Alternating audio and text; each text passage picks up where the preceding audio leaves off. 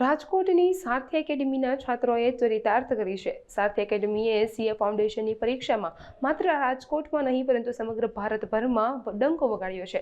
સારથી એકેડેમીના જીગર રાંચ નામના વિદ્યાર્થીએ રાષ્ટ્રીય કક્ષાએ 20મો ક્રમ પ્રાપ્ત કર્યો છે. સારથી એકેડેમીના નિષ્ણાંત ફેકલ્ટી દ્વારા સતત અને સચોટ શિક્ષણ અને અસરકારક માર્ગદર્શન આપવામાં આવ્યું હતું.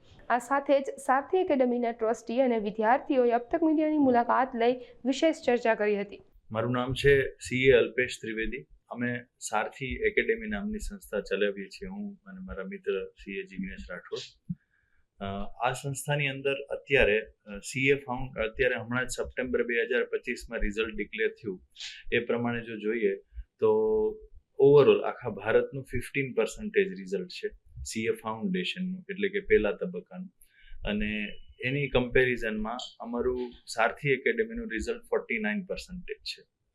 બીજું લેવલ જે સીએ ઇન્ટરમીડિયેટ હોય, એ ઇન્ટરમીડિયેટની અંદર આખા ભારતનું રિઝલ્ટ 10% છે. એની સરખામણીમાં અમારું જે રિઝલ્ટ છે અમારી સંસ્થાનું એ 47% છે.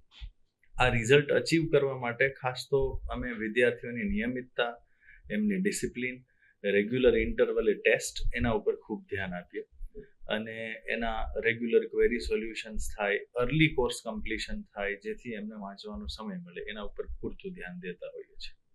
હા, મારું નામ જીગર રાજ છે અને હમણાં હાલની તકે થયેલી સપ્ટેમ્બર 2025ની સીએ ફાઉન્ડેશનમાં મારે 400માંથી 324 માર્ક્સ આવ્યા હતા અને જેને કારણે મારો ઓલ ઇન્ડિયામાં રેન્ક 20 આવ્યો છે. તેની તૈયારી મેં 12th પછી ચાલુ કરી હતી અને સારથી કોચિંગમાં મેં અભ્યાસ કરેલો હતો સીએ ફાઉન્ડેશન માટે અને ત્યાંથી ખૂબ સરસ રિસ્પોન્સ મળવામાં આવતો, ખૂબ સરસ બધી ફેકલ્ટી પણ આવતી અને હાર્ડવર્ક ને ડેડિકેશન તો હોય જ આપણું, અને સાથે સાથે પેરેન્ટ્સ અને ટીચર્સનો સપોર્ટ પણ ખૂબ આપણને કામ લાગે છે. એ સીએમાં પોસિબલ ન થાય, તમારે રેગ્યુલર રહેવું પડે એના માટે.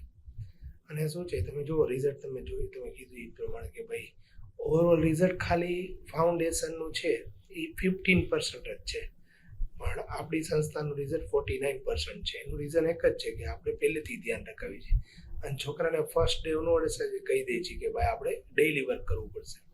એ જ રીતના બીજું સ્ટેજ આવે ઇન્ટરમીડિયેટનું, એમાં ઇન્સ્ટિટ્યૂટનું રિઝલ્ટ ખાલી 10% છે, પણ આપણું રિઝલ્ટ 47% છે. એનું રીઝન એ જ છે કે ભાઈ એમાં ફર્સ્ટ ડે ઓનવર્ડ્સ એને એક ક્લિયરિટી આપી દીધી હોય કે છેલ્લા દિવસોમાં દોડશો તો આમાં નહીં થાય, આમાં તમે પહેલેથી રેગ્યુલર રહેવું પડે.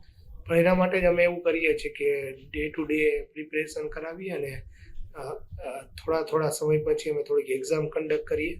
એનાથી શું થાય કે એ લોકો પણ લાઈવ રહે. જો એક્ઝામ કન્ડક્ટ ન થાય ને તો એને ખ્યાલ જ ન આવે.